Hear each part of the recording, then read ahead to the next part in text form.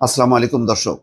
ইশরাক হোসেনকে মেয়রের পদে বসতে না দিয়ে বর্তমান অন্তর্বর্তী সরকার অথবা স্থানীয় সরকার মন্ত্রণালয় অথবা স্থানীয় সরকার উপদেষ্টা আসিফ মাহমুদ সজীব ভুঁইয়া কার্যত বাংলাদেশের একক বৃহত্তম রাজনৈতিক দল বিএনপিকে চ্যালেঞ্জের মুখে ফেলেছে।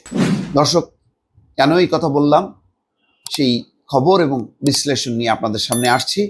তার আগে অনুগ্রহ করে যারা ভয়েস বাংলা এখনো সাবস্ক্রাইব করেননি তারা সাবস্ক্রাইব করবেন এবং লাইক শেয়ার মতামত দিয়ে ভয়েস বাংলার সঙ্গেই থাকবেন। আসুন আমরা একটু আলোচনা করি কেন এই পরিস্থিতি। আজকের দিনের যে ঘটনা সেটা ইশরাককে মেয়র করার দাবিতে বা ইশরাকের মেয়র হিসেবে শপথ নেওয়ার দাবিতে আজকে যে ক্ষোভ বিক্ষোভ সেটি নগর ভবন থেকে সচিবালয় পর্যন্ত বিস্তৃত হয়েছে। তাদের দাবি যে ইশরাককে মেয়র করো, ভোটের অধিকার ফিরিয়ে দাও।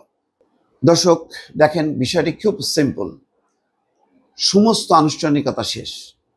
নির্বাচনী ট্রাইব্যুনাল রায় দিয়েছে যে ইশরাক হোসেন নির্বাচিত মেয়র। সেই রায় অনুযায়ী নির্বাচন কমিশন তার দায়িত্ব পালন করেছে। 15 দিনের মধ্যে সে তার আইনি বাধ্যবাধকতা অনুযায়ী গেজেট প্রকাশ করেছে। তারপরেই শুরু হয়ে গেছে নানা রকম খেলা। এরপরে দায়িত্ব থাকে স্থানীয় সরকার মন্ত্রণালয়ের, যে তাকে শপথ পড়ানো। কিন্তু শপথ পড়ানো বিষয়টি তারা চাপা দিয়ে বা সেটিকে পিছিয়ে নানা রকম তালবাহানা শুরু করেছে, সময় ক্ষেপণ করছে যাতে ইশরাক হোসেন মেয়র পদে বসতে না পারে।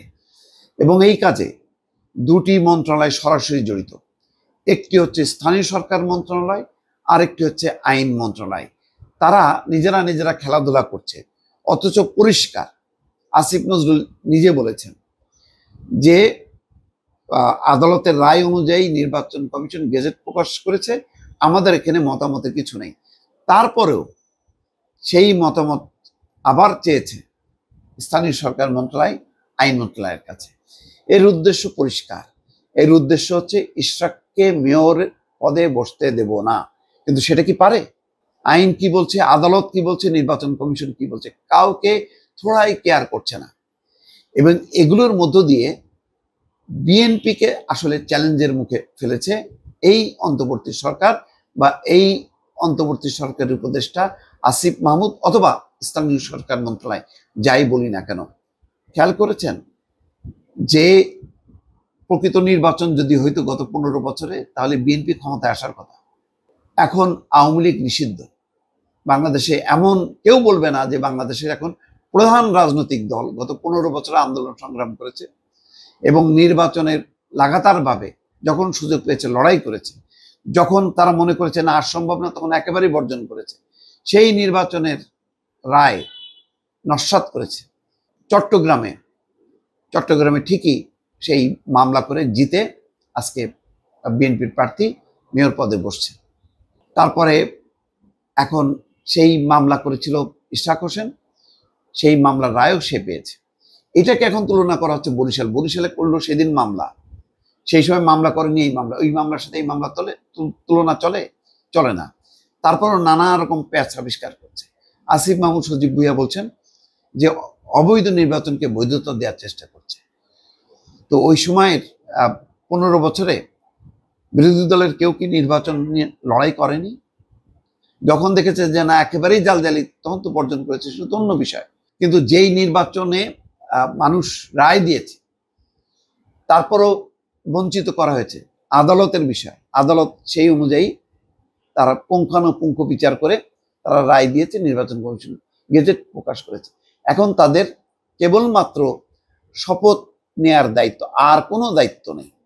এই শপথ নেওয়ার প্রভিশন যদি না থাকতো, যদি গেজেট প্রকাশই যথেষ্ট ছিল, তাহলে তো ইশরাক হোসেন নগর ভবনে যে তার চেয়ারে বসতে পারতেন। কেন তাকে বাধা দেওয়া হচ্ছে?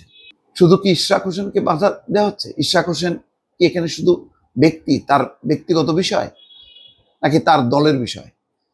এটার মধ্য দিয়ে মূলত বিএনপিকে চ্যালেঞ্জ ছুড়ে দিচ্ছে স্থানীয় সরকার মন্ত্রণালয় বা অন্তর্বর্তী সরকার। আজকে কয়েক হাজার সমর্থক সচিবালয় অভিমুখে মিছিল নিয়ে যান। প্রবেশ মুখে ব্যারিকেড দেখে তারা সেখানে কিছুক্ষণ অবস্থান করেন, পরে আবার নগর ভবনের সামনে এসে বিক্ষোভ প্রদর্শন করেছেন সমর্থকরা। শনিবার বেলা 11টার দিকে নগর ভবনের সামনে থেকে হাজারো মানুষ মিছিল নিয়ে সচিবালয়ে যান।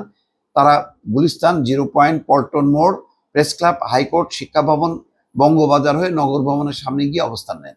সরেজমিনে দেখা যায় 0 পয়েন্ট, প্রেস ক্লাবের দক্ষিণ গেট ও শিক্ষা ভবন সংলগ্ন সচিবালয়ের প্রবেশ মুখে ব্যারিকেড দেওয়া হয়েছে। সেখানে বিপুল সংখ্যক পুলিশ সদস্য অবস্থান নিয়ে আছেন। সেখানে বিক্ষোভকারীরা অবস্থান নিয়ে স্লোগান দেন, পরে আবার নগর ভবনে ফিরে যান। বিএনপিকে কি এখন এই অন্তর্বর্তী সরকারের বিরুদ্ধেও লড়তে হবে, যেমনটা তারা লড়েছে গত 15 বছরে?